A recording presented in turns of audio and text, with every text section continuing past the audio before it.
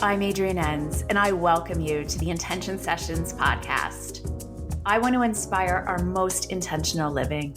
In each episode, we'll talk to remarkable individuals who will share their authentic journeys and their insights with us. They're going to remind us that life's complexities can be our greatest teachers, and that intentional living can be expressed in an infinite number of ways.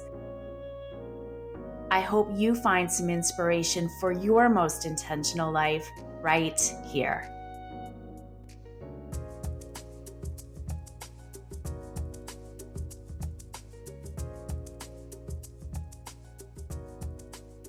Today on the podcast, we have the very beautiful Emma Kupu Mitchell. She is a soul medicine artist. She has been a practitioner of holistic therapies for over 30 years, including clinical aromatherapy, plant medicine, Ayurveda, depth numerology, elemental astrology with an emphasis on the moon, yoga nidra, and sound healing. Her passion lies in elemental and shamanic astrology, particularly the lunar moon wisdom. Her intention is to demystify and share these teachings with us in practical ways and invite us to embody these wisdoms into our everyday to create greater health, harmony, and alignment in all areas of our lives. Emma, I welcome you. Oh, thank you, Adrienne, and aloha. Aloha. Yes, Emma is on the line from Hawaii. And I just feel, as I was preparing for our conversation today, I was just like, this to me feels like I'm a kid in a candy store. Like I just am so excited to talk about all of this. And the reason I wanted to speak to you today is you're doing so much interesting work in these various modalities. And I think for some of our listeners, they might be new, or maybe they've heard about it, but I'd love to, I know we could spend so much time on each of them, but, almost have a little sampler platter. And I obviously love the part of, just taking all of this wisdom and learning about it and then bringing it into our everyday lives so that we can, live from that place. It's not separate from who we are. Right. I know I always remember my mum growing up saying I always was kind of bouncing around from one activity to another. And I think here I am at 52, Adrienne, and it's still happening. I'm the lifelong learner, the student that is always just viewing life as an adventure. And hence the work I offer in the world is, I call it a buffet of self-love, right? All these modalities ultimately are bringing us back to ourselves. We do know it's almost a re-remembering of ancient schools of wisdom that have been around for thousands of years, right? And they're there for us.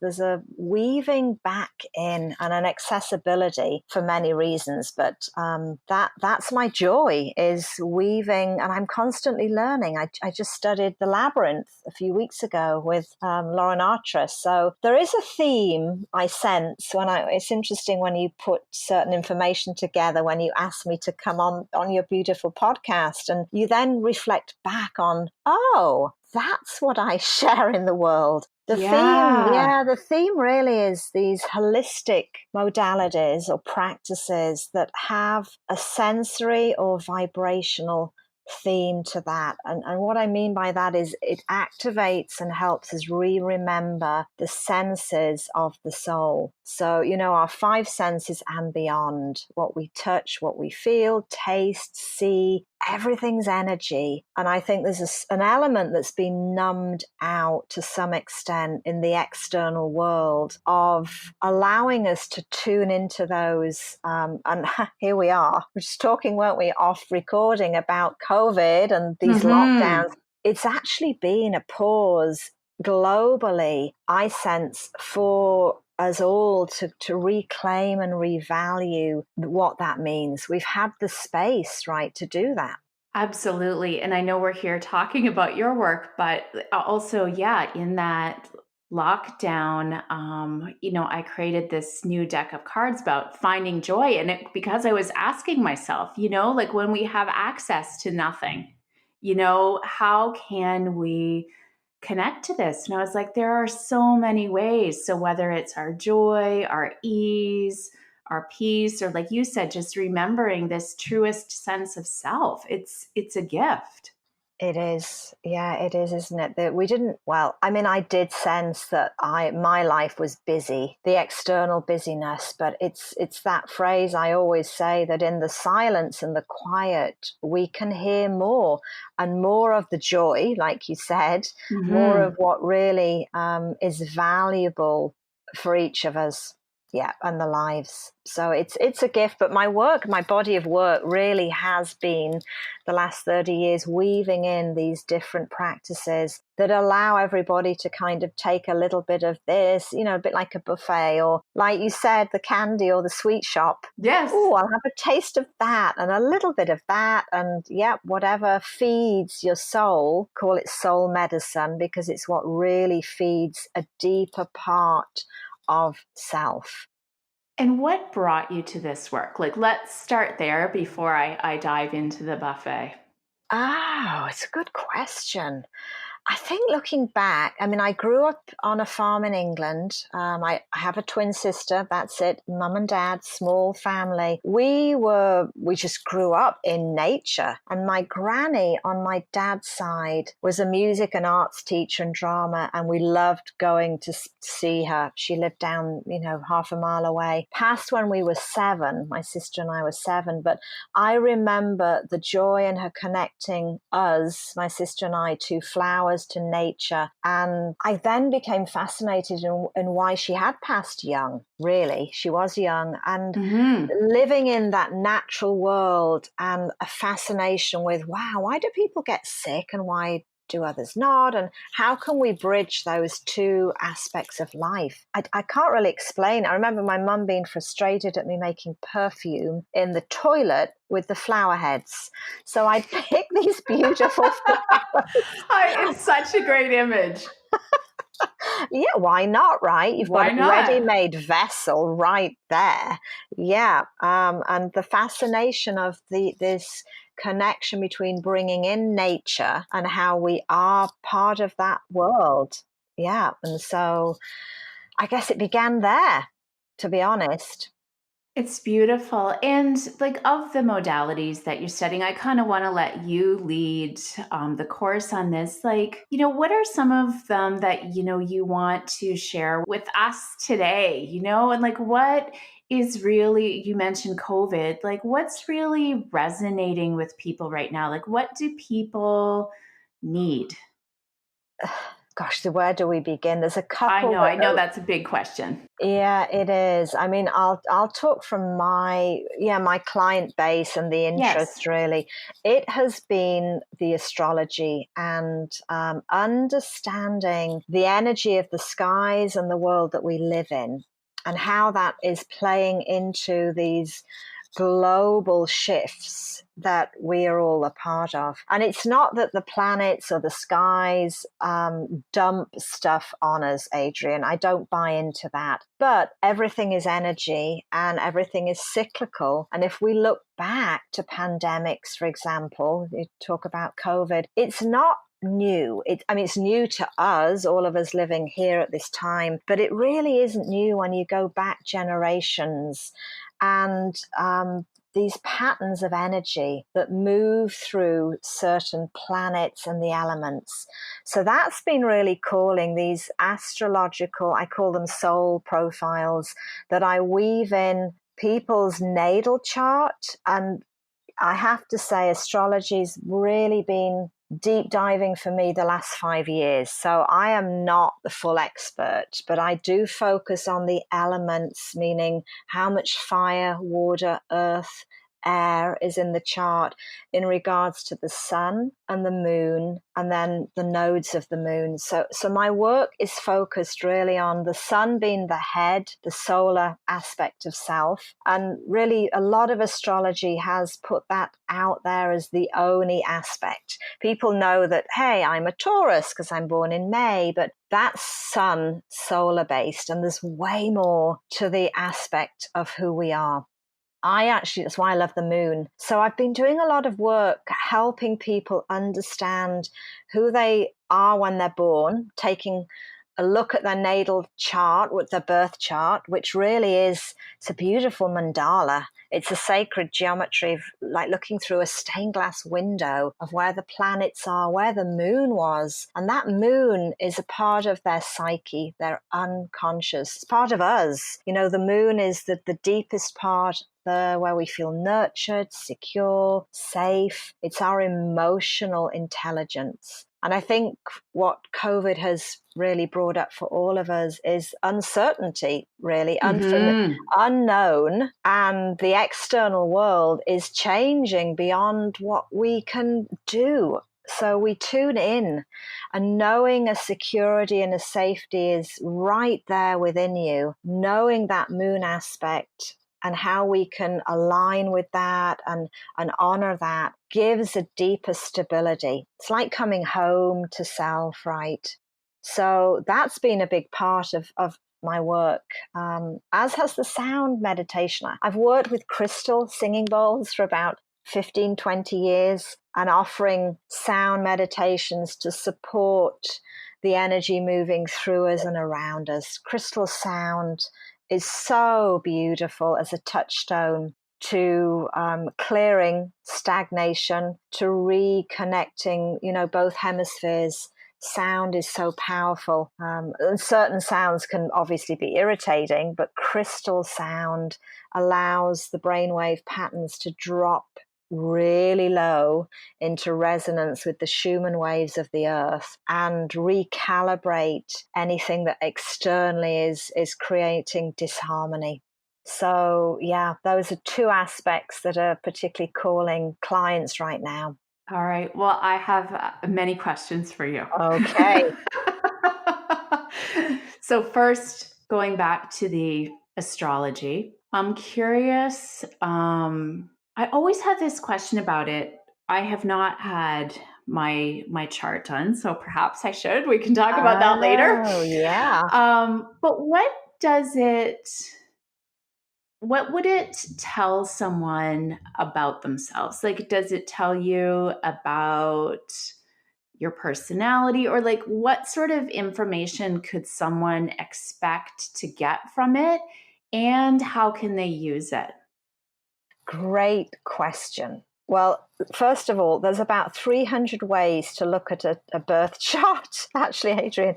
Now we've got this digital software, and to me, it's a language of its own, and it can be very confusing. Even me, I study with two amazing teachers every other week. We kind of get together in a small group, and even me, I have to say, whoa, Marsha, slow it down, because speak in a 101 terms. So I actually focus on three aspects to start with. So the sun, if we think about that, you're asking what can we learn? That is your light. It is more your personality that allows you to have energy and vitality. So honoring the sun sign of your chart and understanding that, is it a fire sign that feeds creative light? It's the spark, it's movement. Is it more an earth sign that's stability and practical and holds space? Knowing the element of the sun allows you to understand yet more of your personality and the energy and the vitality that we can feed reciprocal. So it keeps our life vital, it keeps our personality and our work in the world vital. Honoring the sun every day. If we don't get sun, right, it's a very real thing. We get the deficiencies and, the mood swings and the depression. And so honoring the light allows you to understand energy flow in your life beyond personality. And then the moon, understanding how do you feel? Where are your emotions fed? Where is that intuitive, deep wisdom? And how do you align with that? So it allows you to become way more creative, intuitive, and an understanding of yourself on a deeper level. And then there are aspects that I focus on the nodes of the moon. So think of this like a pendulum, a magnetic pull that we choose to come into this world with gifts and talents and a pathway. So knowing this, it's like an energy map. It's guidance to say, look, this is actually within you. These are the strengths, the gifts, the qualities that you can choose to use in any way you want. But knowing that, for me, it gives a greater understanding of what's coming towards us and how you can use that for a greater flow and ease in your life. That's a very short answer to a complicated system. I can only imagine. And to me, I wanted to be careful of how I worded the question because, and maybe you want to speak to this a bit more. I really liked the way you described how we can take this information and use it creatively, because sometimes when I think of, astrology signs or different things, there's a tendency, and I am a Taurus, born in May, right? To be like, oh, when you hear a description of yourself, sometimes we can, as humans, can have a tendency to be like, oh, that's just who I am, as opposed to I hear you describing it more as energy and flow and working with these gifts, as opposed to really defining ourselves and putting ourselves in boxes.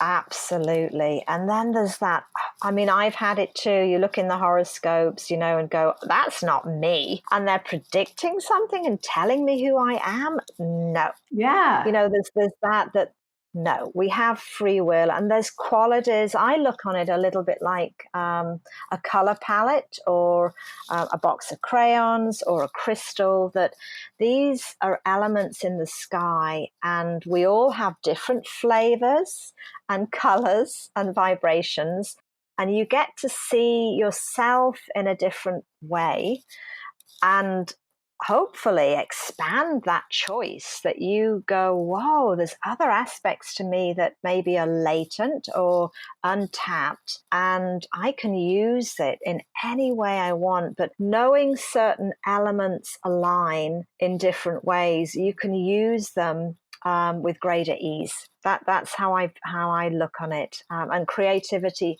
for sure. The soul, that higher aspect of our being, speaks in different languages and symbology. And so I love to bring back the ancient wisdom of the sky, but how can you use it practically every day? Mm-hmm. Yeah. And the moon, the reason I love the moon is that so much of our lives, we've been conditioned to do, right? The external, go, action oriented, which is more the sun, but the being and the listening and the inner excavating is all the moon. The moon teaches us there are flows, there are ebbs, there are pauses, and honoring more that cyclical wisdom.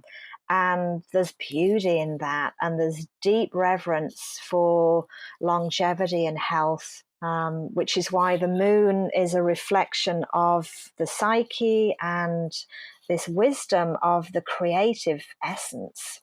And I love that. We each have beautiful skills that often have not been understood or fully expanded or accessed. So, I always intend that people leave a consultation with me feeling empowered, uplifted, and open to all the possibilities, and they get the choice how to use it. I have no doubt that they feel leaving that way. I love it. And with that, I don't know if I'm going too far off on a track, so you can reel me back in. But, sometimes we often hear, about beautiful, simple self care practices for different phases of the moon to really, connect with the energy, whether it's a new moon or a full moon. And again, I know I'm asking you big questions and asking you to sort of simplify them for people, but are there practices for listeners if they wanted to start with something simple as a way to connect with those cycles? Absolutely. I mean, let's begin with the new and full, and there's actually 8 phases, but we'll keep it really simple for now. And I always invite people to understand their moon aspect. Is it a water? And when were they born? Was it closer to a full moon or a new moon? So think of the new moon as that deep inhale, Adrian. It's the seeding of intentions, your line of work. So it's an opportunity to reset everything for the new month or moon month, 29 and a half days roughly. So the new moon or a dark moon, we don't see the moon in the sky because it's joined with the sun. They're together, united. And in this time of darkness or newness, this is where we can birth or seed something that we want to bring in to our lives, could be physically, emotionally, spiritually, for the next month. So think of it in terms of a plan. It's the seeding point. And it's that inhale, we're like, breathing in that new energy up to the full moon, about 14 days later. And the full moon, we get to see everything that's been birthed or seeded at the new moon. It's the fullness. The sun and the moon are opposite each other in the sky, and we see that beautiful light reflecting or illuminating everything that has kind of unfolded in the last 2 weeks. So a full moon reveals, it's kind of the culmination, the illumination of light or vibration that's been seeded. And we go, what's revealed to us at this time? What do we want to let go of? And so from the full moon back to the dark moon, it's the exhale.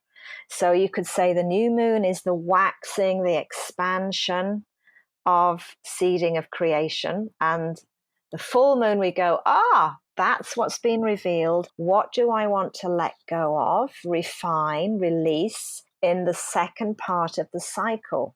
And we exhale into the waxing. So it's this natural expansion and contraction. That's how I like to look at it. And, you could say if we're going to start something or a new project, that new to full first 2 weeks of the phase is ideal. And then the second phase is perhaps retuning, refining, releasing what isn't feeling in alignment. And then we get to begin again, the quiet, the pause. And so it ebbs and flows. There are points in between that. So what could people do? Well, your intention, your books and your cards are perfect. Perfect. I would begin there actually, and they could pull a card. The new moon. What is it that they really want to bring in and seed? And they don't need to know the how, but perhaps it's a word or a phrase or a feeling, something, and write it down. Talk it out loud. I'm a big believer in that. When we speak it, it's made to manifest. When we write it, it's coming out of our conscious mind into the page. Maybe dream it. Take that phrase or word into dream time and seed it. Plant it somewhere in a journal. It could be an image. It could be a color. And then at the full moon, there's many practices, but then review that. And do they want to expand more on that word and phrase? Perhaps there's something else come in and release what isn't. So they get to fine tune that. We can bring in crystals. We can bring in many other aspects. A simple one is water. I've done a lot of work with vibrational energy. And Dr. Masaru Emoto's work, the power of words on Yes. water. I So love that. speak that into water, just a glass of water with the word or one of your cards to sit under the glass of water, seeding that at the new moon, and then reflecting and releasing or adding to that at the full moon. So consciously putting an intention into water and every day, right? That's just a really simple. I have little stickers and I put it on my water bottle and my daughter's. So every new moon, we create a new intention, I a love new it. thought. And then at the full moon, we kind of empty that water out into the yard and we either keep that same intention or we add to it Oh, I and love it. expand it. Yeah. So something really simple like that. I think that's so beautiful. And I want to highlight two things that you said. Try to keep organize my thoughts. Yeah. The first is I really liked the reminder of we don't have to know the how, because a lot of times, yeah, when I'm walking people through this as well, it just boxes us in. And, our mind is limited to our own experience, like how we might be experiencing this intention.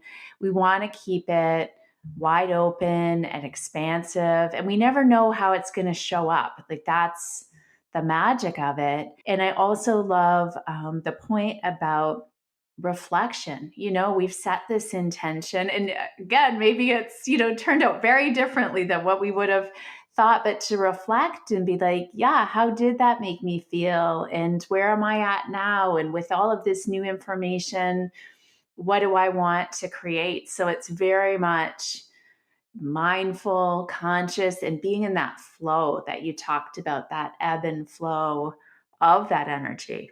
Absolutely. I mean, if we observe nature and we get out of our own way, Yes. Adrian, right? There is magic that unfolds. I'm still learning that, by the way. Always, like Yeah. move out of the way. Yeah, so you're so right. The reflection is key, and the full moon, which at this time of recording we're coming up to. I was born at a full moon phase, so I'm constantly engaging in that. How can I redefine, reassess, release, letting go for even more that we can't even imagine to flow into our lives, right? Yeah. Yeah. And then astrologically, like, are there any, where sometimes people will make, just given the positions of things, or we hear about special moons or what have you, like, are there any sort of universal themes or wisdom available for us right now that you want to share? Yeah, I mean, it's very interesting. What's close to the moon, you could call it an aspect in astrological terms. So we do pay attention to what is close to the moon. Are other planets close to the moon at the time, right? We get full or new, and then their access point creates eclipses. So I'm sure we've all heard that typically we get usually 4 eclipses in solar or lunar. So either the sun is blocked, the pathway, by the earth and the moon, or lunar, that the moon's reflection is blocked by the sun and the earth. So we get these different aspects as we move around, right? The earth moves around the sun, and then the moon reflects that. I won't get too astronomically involved because it's new to me as well, and it's a whole phenomenon, isn't it, when you start thinking, wow, we're in this liminal space literally on this planet. It's just Yeah, we're mind small. blowing. We are, the cosmos is, yeah. But there are certain things. So right now, I mean, if we're talking, I don't know when this is going to be aired, but I do look on a chart, and I'm running a chart. What is close to the moon, and how is that affecting, or the sun? How is that affecting the energy? So we've got Mars playing along right now, and Mars, the personal planet of action, right, and drive and motivation. I'm using the higher vibe of Mars. There obviously is lower energies with every planet. Yes. As we know in ourselves, we have two sides, a developed and maybe a slightly lesser developed. And again, we can move between both, but Mars is particularly active around this full moon in Aries in October, beginning of October, because he's home in Aries, and it's an Aries full moon for everybody. So he's generating more heat. And we can see that literally in the fires, sadly, right, in the globe. And in California and in Oregon and Portland, it's terrible, the west coast of America. And heat in the external. I don't even want to go there in the political arena, but, even just down to our communities and all that's going on. So being aware of that and knowing, it's okay. How can I move that heat through me in a more productive, perhaps more aligned way? And that could be just literally moving that, going for a long walk, right? Jog. It could be drinking cooler aspects of tea. I always bring it back to tea, this British girl. Love it. So cooling foods in our life, but then moving that assertion or perhaps frustration, in the emotional field, or is it stored in the body in heat and inflammation? So Mars does like to move, and he's retrograde for a while. So just being conscious of that, because that can be activated and expanded at the full moon. And so paying attention to, and we've got Chiron, a wounded aspect of self, but then there's medicine. So there's a great potential in October for two aspects, tuning into where is that heat and aggression and frustration manifesting, and how can I bring healing and alignment to that in my own life. All we can do is go within, right, Adrian? We cannot really control the external. It begins with self. So bringing it back to inner observation and inner reflection. So as above, so below, what's going on in the sky is very much present within, because we're tuned in. We come from the sky. We are star beings made of stardust and nature. We have all of this within us. So just beginning there. I don't want to go too You've deep. done a beautiful job. And I also love that reminder of, whether it's what you've just described or any aspect of our life, is like we work with what we have, and it's like I like that creative energy. Like, okay, what do I have? What am I going to do with it? Where's the opportunity? Instead of sometimes there's a tendency to be like, oh, this is it. Somebody else has something better. Right. I know. We're human, Yep, aren't we? We can sure all go are. there. Yeah, but it's so right. And then viewing it as not good or bad, Yes. right? It's an energy. So Mars, and actually without us getting a little bit heated, and perhaps that annoyance or frustration moves us into a different pathway or mindset, right? So how can we remotivate, reevaluate where our desires and actions are taking us? And do we want to go there? Is it automatic? Yeah. So it provides opportunities, right, for us to go, oh, yes, that's triggering me. Why is that? And I'm going to use that frustration to take action in a more dynamic way.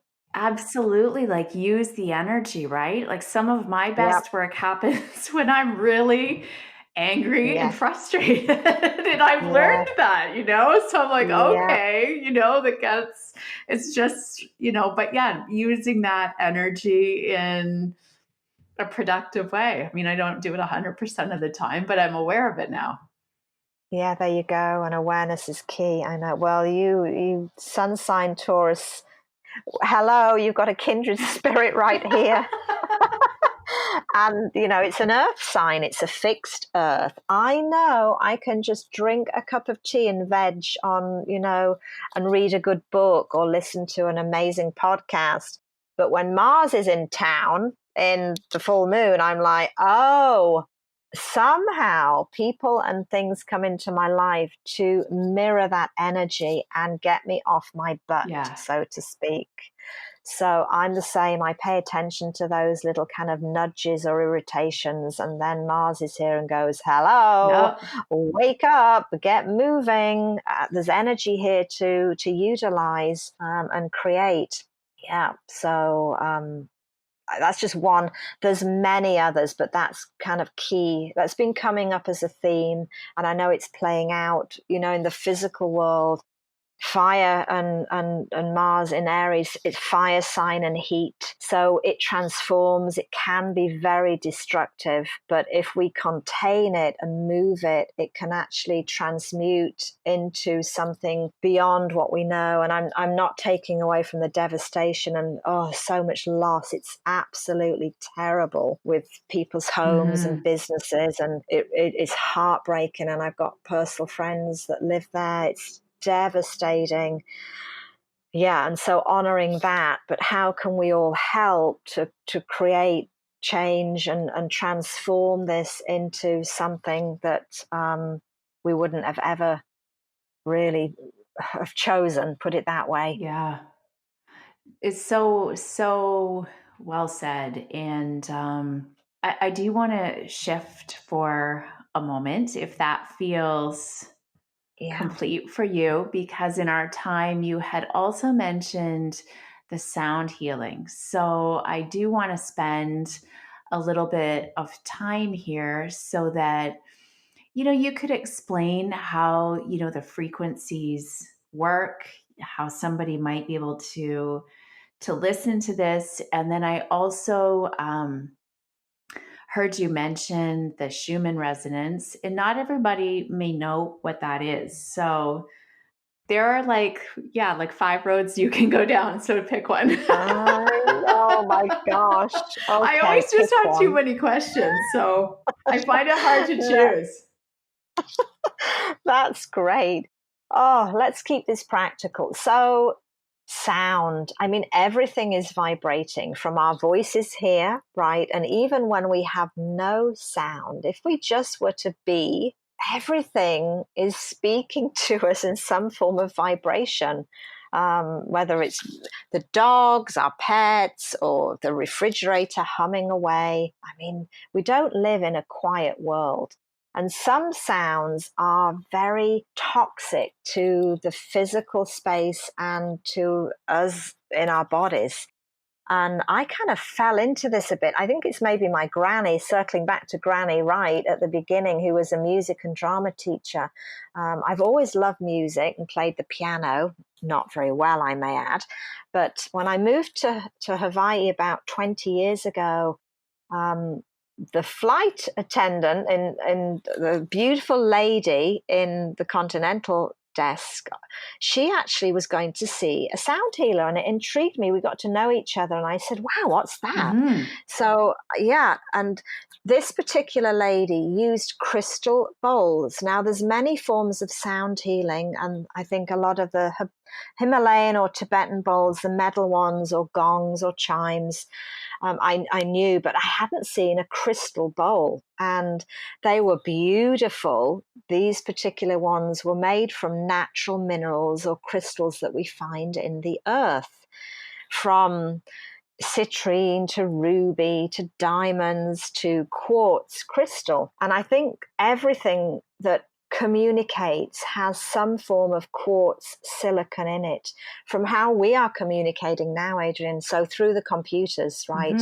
has a tiny little piece of quartz that acts as a communicator or a messenger, as does, if we go to the hospital and we have a scan, or the dentist, everything has silicon quartz. And our physical bones and structures have silicon quartz in them. So when we transcend the body and we look under a microscope, we could see that certain organs have more. Our brains, for example, has a certain amount in here. So I was intrigued when I heard this crystal bowl, and I felt it on a very deep level.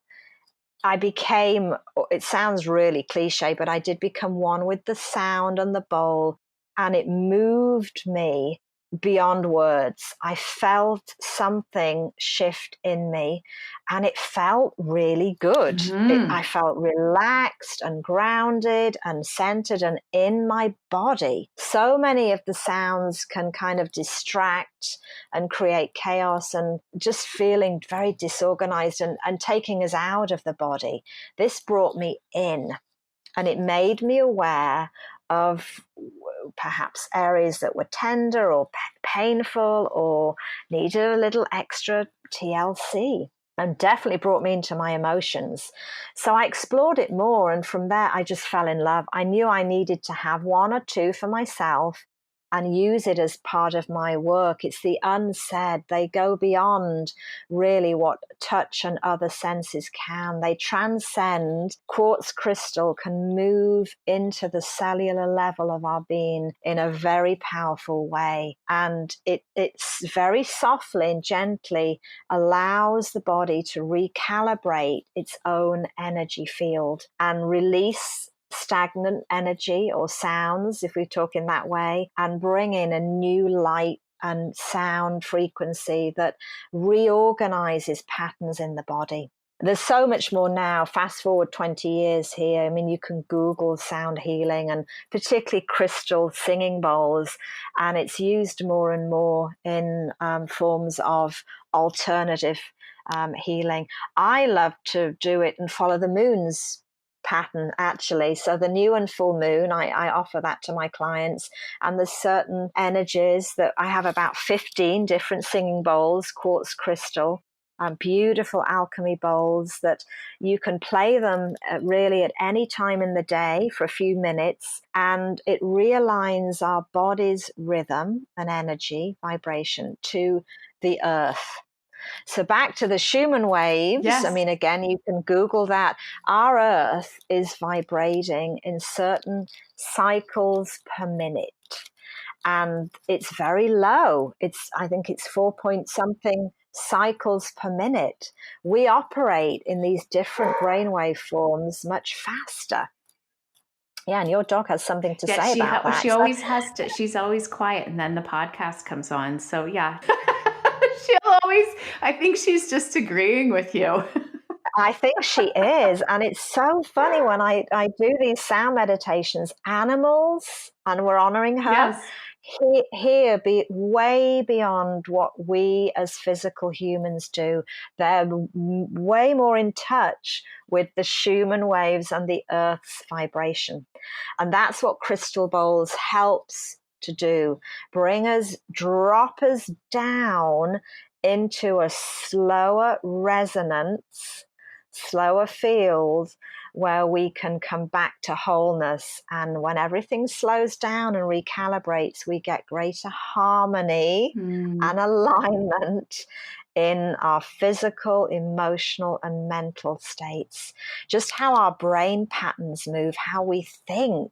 You know, the alpha, beta brain waves are constantly doing thinking, aren't we? Yes. Fast, fast, fast. Singing bowls drop us into a theta, a much slower resonance with nature. We ground down. It's very, very healing and recalibrating. It is. I've experienced it a few times, and it was just a fabulous experience. I just, words don't quite do it justice. Even the word fabulous, No. I'm sort of rolling my eyes at myself. But if someone wanted to, is intrigued, and I'm even thinking, oh, I could definitely include this in my self-care on a more regular basis, how could I start?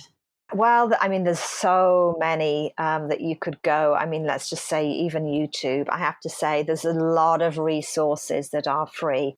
I'd just be mindful of picking ones that you feel in tune with. And look in your area. I mean, you could probably Google sound healing or crystal ball meditation. And I would strongly advise to go to somebody that's certified or has practice in healing or yoga. You'll often find great yoga teachers and practitioners that use sound as well, because I've studied with Nada or Nadi, and yoga nidra. There's quiet and sound yoga practices as well, different lineages. So look there, look in your area, and often there will be something now online or virtual, right? That's how I've had to move my work, is move a lot more online. And I do offer some free resources on my website as well, shorter meditations that people can listen to in a morning practice if they have a self-care, quiet practice or reflection, or before bed. It's fabulous to take into dream time, the liminal space, right? So, and you can access them from the computer on your phone, shorter MP3s. So I would begin there, actually. Amazing. Yeah, and people can always send me, an email or reach out if they want some help. There's more and more sound practitioners available, which is great. Yeah, we really just want you. I just didn't want to bombard you. Well, I just wanted to give people other choices, but really we just want you. Oh, well, thank you. They can go to my website or my Instagram. I try to offer, free, at least once a month, some free resource. And then people can obviously reach out if they want more one-on-one or work in that way. Absolutely. Yeah. This has been beautiful. And I knew like the time would just slip by us. And I've only tasted 2 candies in the candy store, but I'm very happy with the 2 that I tasted. I'm curious, well, you just shared some of your contact information. If there's anything else you want to share, I invite you to do that. And then as the second part, because there's never just one question, is, for the time that we're in, if you have anything that we didn't discuss or words of inspiration or a message that you want to impart, I definitely invite you to do that. Okay, first part. Well, I know you'll be sharing my Yes. website, which is just Emma Kupu Mitchell. Yeah, what I've had to do is, like yourself, is redefine how I can share my work, because I used to go out and teach a lot. So one thing, if it's okay to share here, is I have in summer, I offered a new way of people accessing this candy store, this buffet with an inner circle online membership. So every month I share wisdom of the skies and a longer sound meditation to align with the full and new moon. And so that's a resource that the doors are open again. I'm probably closing just to honor the members. We have a really vibrant community, but that's something that I would invite people to. If they're interested or it feels good with them, they can reach me and join a community and really benefit from the sound and the moon wisdom and a whole lot more. Incredible. So I wanted to share about the inner circle membership that I've just opened up this year. And then wisdom, I would like to say, use this time to come back to self in a simple way. It sounds a bit kind of corny and cliche, but come back to you and come back to the breath, and take a moment where possible to either go outside, or even if you can't get outside, bring the moon to you. I mean, there's free apps on the phone as well, but just aligning with the new and full moon.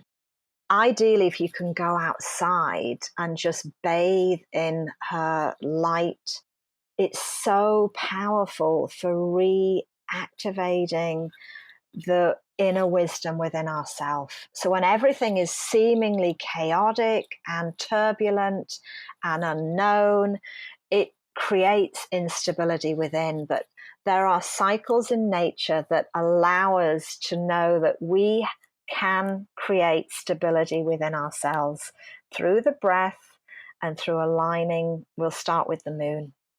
So just observing, look up at the sky, and obviously the night sky. And I know some of your listeners will be moving into cooler times of the year and perhaps the weather, but we can always imagine and visualize the moon shining into our space. Just bringing that image into your mind's eye with the breath is all we need. So that's where I'd like to share the wisdom and kind of close our beautiful time together. It's just perfect. And it feels, like all of my favorite things, like simple and expansive at the same time. And just so beautiful, just using everything, like how you started the conversation, to really connect us to ourselves and the world around us. So, Emma, thank you so much. You are welcome. Thank you. It's been a joy and a pleasure to reconnect, Adrian. Thank you for inviting me on.